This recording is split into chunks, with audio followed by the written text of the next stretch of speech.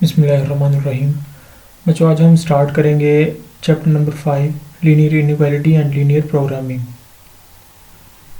सबसे पहले तो ये समझेंगे कि इनइक्वालिटी क्या होती है और उसके बाद हम समझेंगे कि लीनियर इनइक्वालिटी क्या होती है। अब इनइक्वालिटी जो है बच्चों,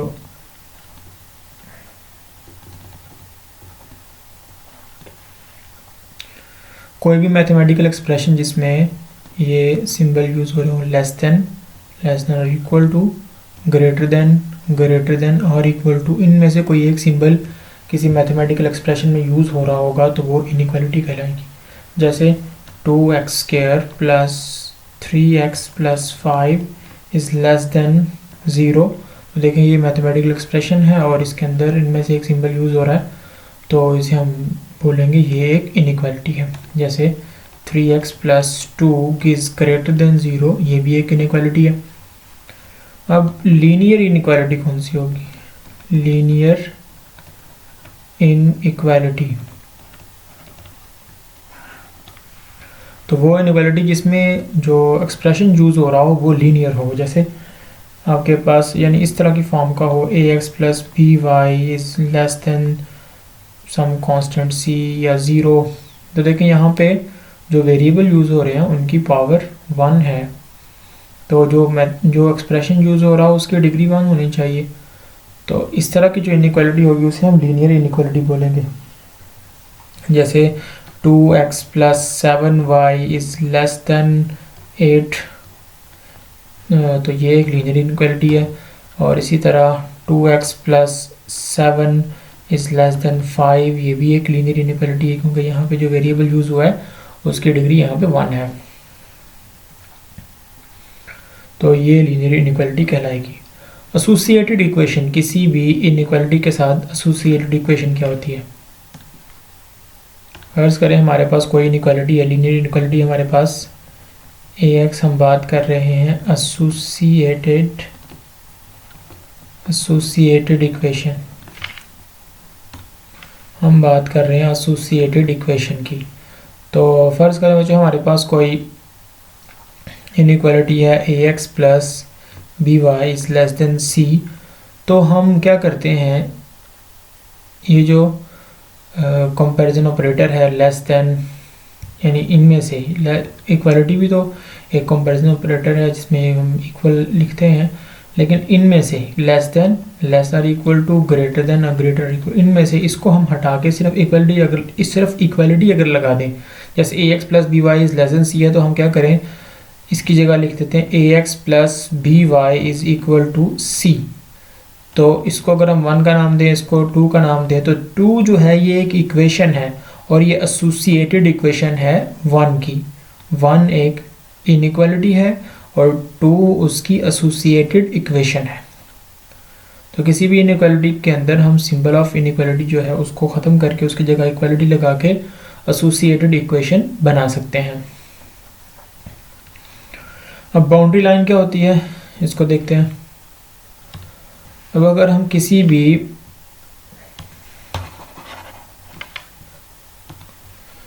भी इनइक्वालिटी को अगर हम उसका सलूशन ड्रॉ करने की कोशिश करें, तो आपको पता है कि अगर हमारे पास कोई लाइन है ax plus B Y is equal to c, तो अगर हम इसको ड्रॉ करेंगे तो हमारे पास एक लाइन आएगी सिंपली।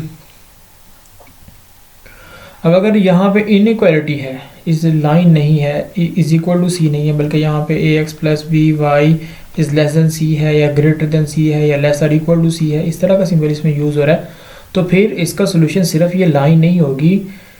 और अगर इसके अंदर लेस देन है, लेस और इक्वल टू है, अगर इक्वल टू भी है, इक्वल टू भी इसके अंदर मौजूद है, तो सिर्फ इसका सोल्यूशन सिर्फ लाइन नहीं होगी, बल्कि जो अपर हाफ प्लेन है वो होगा सोल्यूशन, या लोअर हाफ प्लेन जो है वो सोल्यूशन होगा। तो इसका सोल्यूशन जो है ये सारा इस तरह हो सकता है, या जो नीचे वाला रीजन है वो इसका सोल्यूशन हो सकता है, ये सारा जो रीजन है ये इसका सोल्यूशन हो सकता है, सोल्यूशन रीजन हो सकता है। तो ये जो हमारे पास लाइन होती है, सोल्यूशन रीजन जो है इस पे आके ख़त्म हो रहा है, तो इस लाइन को हम जो एसोसिएटेड इक्वेशन के ज़रिए हम ड्रॉ करते हैं, एसोसिएटेड इक्वेशन के ज़रिए जो हम लाइन ड्रॉ करते हैं उसे हम बोलते हैं बाउंड्री लाइन। तो यहाँ पे आगे सोल्यूशन जो है वो यहाँ से शुरू होता है और यहाँ से आगे इसको, इस लाइन को क्रॉस नहीं करता सोल्यूशन, किसी भी इनइक्वालिटी का सोल्यूशन इसको क्रॉस नहीं करता, तो इसे हम बोलते हैं बाउंड्री लाइन। उसके बाद आप लोग ये समझें कि अगर हमारे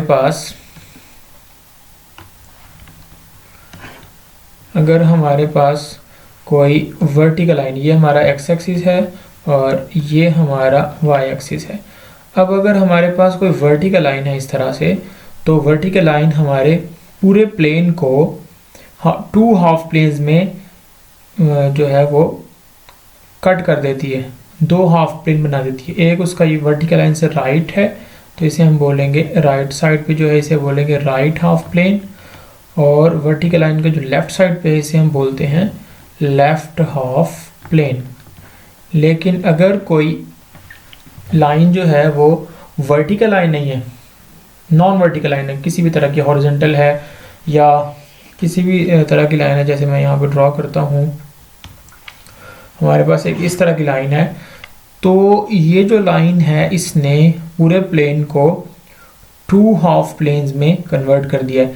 ये जो ऊपर होगा इससे, इसे हम बोलेंगे upper half plane, upper half plane, और ये जो नीचे होगा इस लाइन के इसे हम बोलेंगे लोअर हाफ प्लेन। तो जो इस चीज़ को आप लोगों ने समझ लेना है। उसके बाद हमारे पास हैं ओपन हाफ प्लेन्स और क्लोज्ड हाफ प्लेन्स। क्या होते हैं?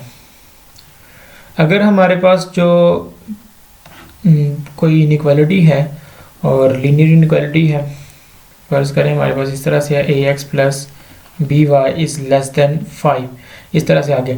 अब यहाँ पे सिर्फ लेस देन का या ग्रेटर देन का सिंबल हो, इक्वालिटी साथ ना हो, यानी लेस आर इक्वल टू नहीं है, सिर्फ ये फॉर्म आ रही है ax plus B Y is less than 5 आ रहा है, ax plus B Y is less than 10, कुछ इस तरह आ रहा है। तो उस वक़्त जब हम उसका जो सोल्यूशन रीजन ड्रॉ करेंगे तो उसको हम ओपन हाफ प्लेन बोलेंगे। और अगर हमारे पास जो इनइक्वालिटी है उसमें इक्वालिटी का साइन भी हो तो इसका मतलब है उसके सोल्यूशन के अंदर वो लाइन खुद भी शामिल है, तो लाइन एज ए बाउंड्री उसमें शामिल, लाइन सोल्यूशन में शामिल होगी तो वो क्लोज्ड हाफ प्लेन कहलाएगा। उसके बाद जो आप लोग याद रखें, सोल्यूशन रीजन क्या होता है कि फ़र्ज़ करें हमने कोई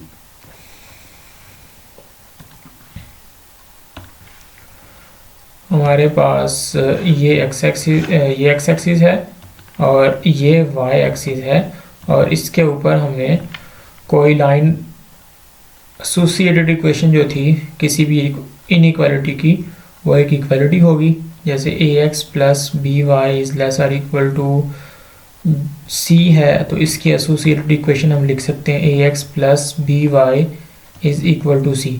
तो हमने इस लाइन को प्लॉट किया तो हमारे पास इस तरह की लाइन आ गई। अब हम इसके अंदर जब इसको चेक करेंगे कि इसका सोल्यूशन कौन सा प्लेन है, अपर हाफ प्लेन है या लोअर हाफ प्लेन है, उसको चेक करने के बाद हम जब उसको प्लॉट कर देंगे इस तरह से कि ये जो प्लेन हमारे पास अब ऊपर की तरफ है ये इसका सोल्यूशन रीजन है, तो ये जो इसको प्लॉट कर देंगे तो यही जो प्लेन है अपर हाफ प्लेन, इसके सारे पॉइंट्स, इसके जितने भी पॉइंट्स होंगे वो सारे के सारे हमारी इनइक्वालिटी को सेटिस्फाई कर रहे होंगे, वो सारे के सारे पॉइंट हमारी इनइक्वालिटी को सेटिस्फाई कर रहे होंगे, और इसी अब हाफ प्लेन को हम बोलते हैं सोल्यूशन रीजन। अगर हमारे पास सिर्फ एक लाइन होगी, अगर हमारे पास एक से ज़्यादा लाइंस होगी तो उन सब लाइंस का जो कॉमन सोल्यूशन होगा वो सोल्यूशन रीजन कहलाएगा। जैसे अगर ये हमने यहाँ पे एक लाइन प्लॉट कर दी है, तो ये लाइन, इस लाइन के ज़रिए हमें पता चला कि इसका सोल्यूशन जो है ये ऊपर की तरफ होगा, इससे ऊपर की तरफ होगा। फिर हमने एक और लाइन प्लॉट कर ली, वो कुछ इस तरह से प्लॉट हो गई, और इस लाइन को चेक करने से हमें पता चला कि इसका सोल्यूशन जो है इससे ऊपर की तरफ होगा। तो अब दोनों का कॉमन रीजन कौन सा है?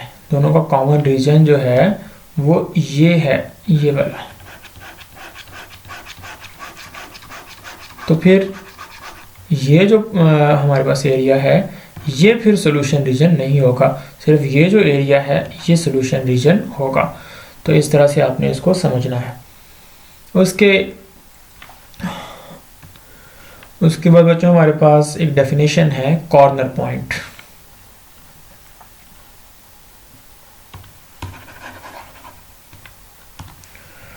कॉर्नर पॉइंट क्या होते हैं?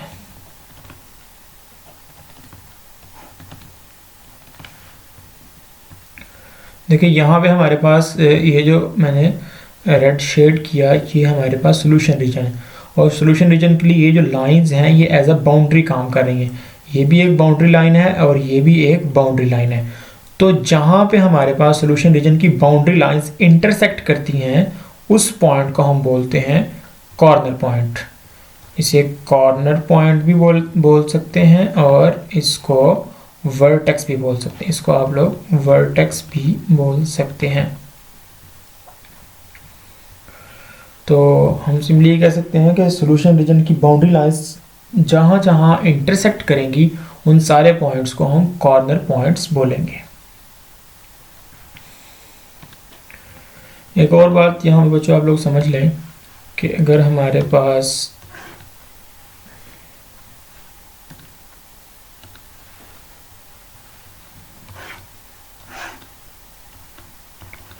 ये एक्स एक्सिस है और ये वाई एक्सिस है, और यहाँ तो 0 0 होगा। यहाँ में बच्चों एक और बात समझिए कि अगर हमारे पास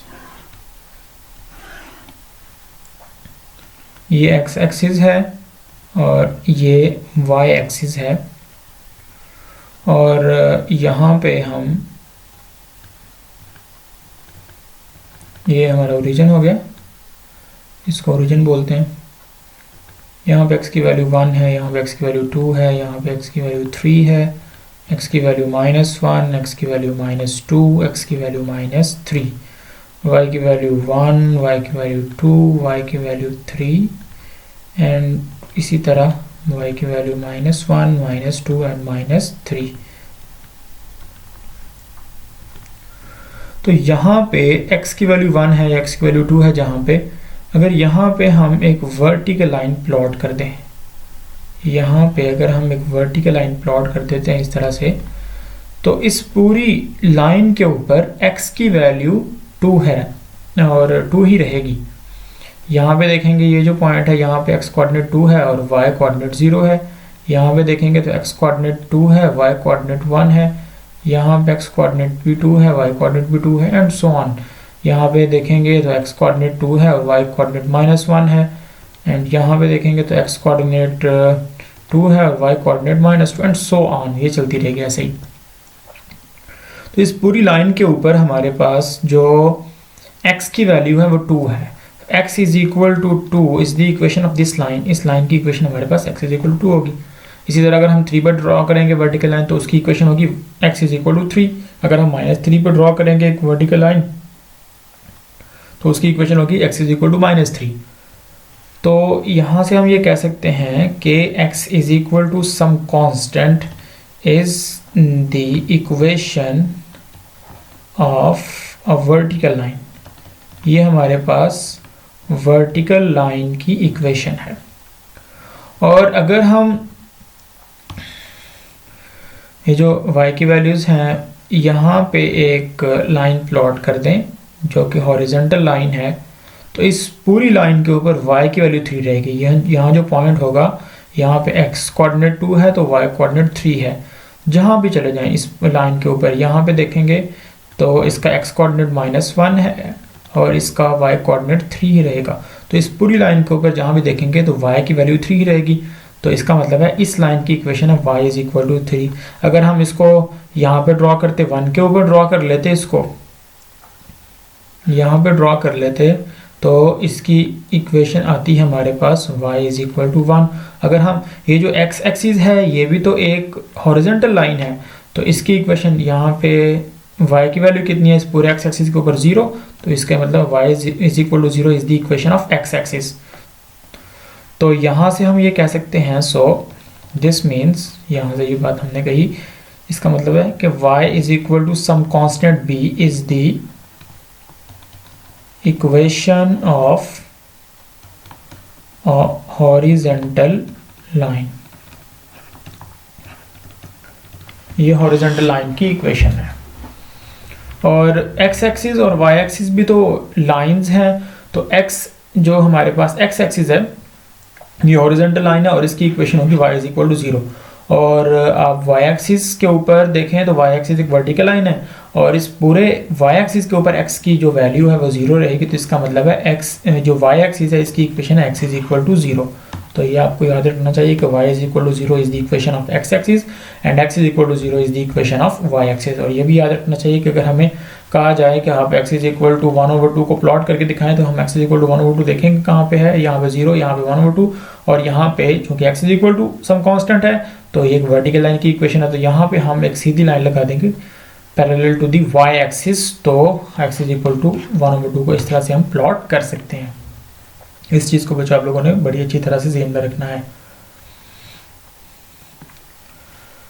उसके बाद हम लोग ये समझेंगे कि हम यहाँ पे जब किसी भी इनइक्वालिटी का सलूशन फाइंड आउट कर रहे होंगे और ये जान रहे होंगे और ये मालूम कर रहे होंगे कि इसका जो सॉल्यूशन रीजन है वो अपर हाफ प्लेन है, ये लोअर हाफ प्लेन है, और अगर ये वर्टिकल लाइन है तो इसका solution region right half plane है या लेफ्ट हाफ प्लेन है, तो हम ओरिजिन टेस्ट करते हैं।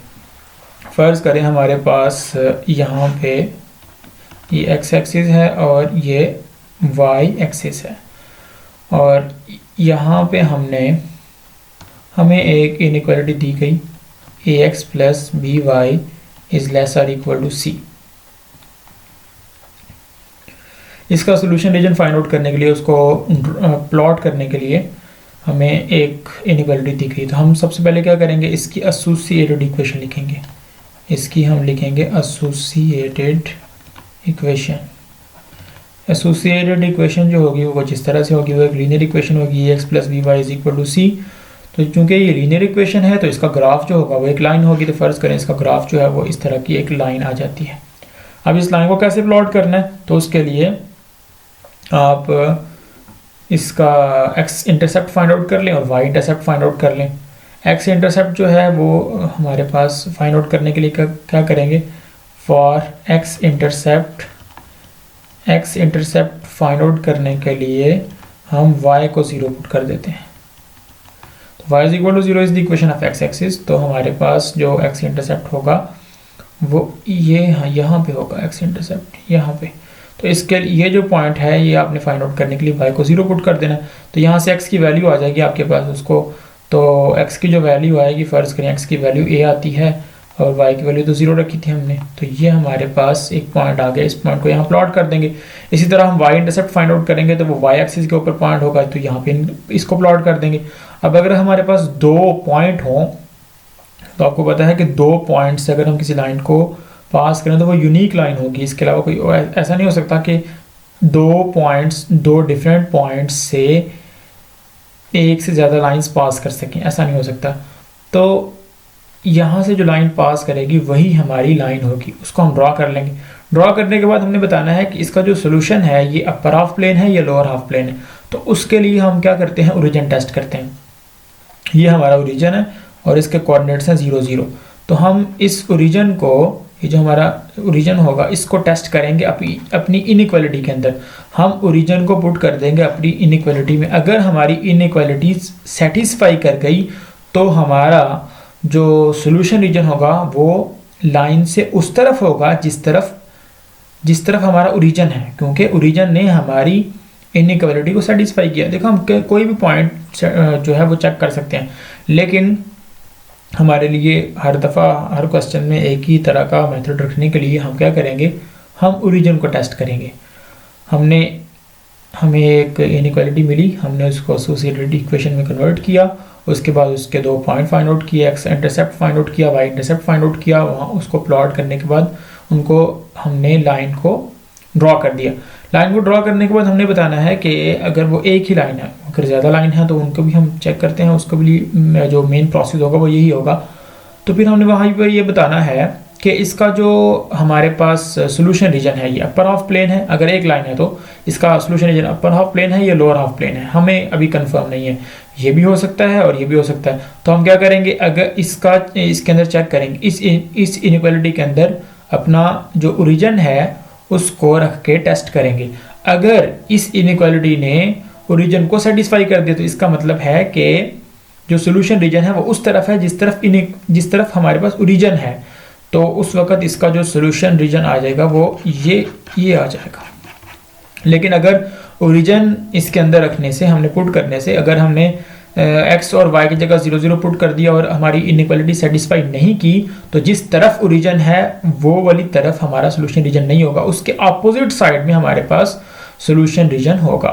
तो देखें, अगर ये सेटिस्फाई नहीं करेगी तो हमारे पास जो सोल्यूशन रीजन होगा वो ये होगा, if not satisfied, if not satisfied, if satisfied. अगर सेटिस्फाई हो गई इनइक्वालिटी ओरिजिन रखने से तो जिस तरफ ओरिजिन है, मैं ये नहीं कह रहा कि अगर सेटिस्फाई होगी तो अपर हाफ प्लेन, अगर सेटिस्फाई ना हुई तो लोअर हाफ प्लेन, मैं ये नहीं कह रहा। मैं ये कह रहा हूँ कि जिस तरफ ओरिजिन होगा, लाइन से, लाइन हमने ड्रॉ की होगी तो लाइन से जिस तरफ हमारा ओरिजिन होगा उसी तरफ हमारा सोल्यूशन रीजन होगा। और अगर हमारा ओरिजिन सेटिस्फाई नहीं करता तो उसके अपोजिट साइड में हमारे पास सोल्यूशन रीजन होगा। ये बच्चों इस छोटा सा इंट्रोडक्शन था इस चैप्टर का। अब हम शुरू करते हैं एक्सरसाइज 5.1 नेक्स्ट लेक्चर में। अभी आप इसको ध्यान से एक दफ़ा फिर सुन लें, अगर आपको किसी चीज़ की समझ नहीं आई तो। अब हम क्वेश्चंस करेंगे। अल्लाह हाफिज़।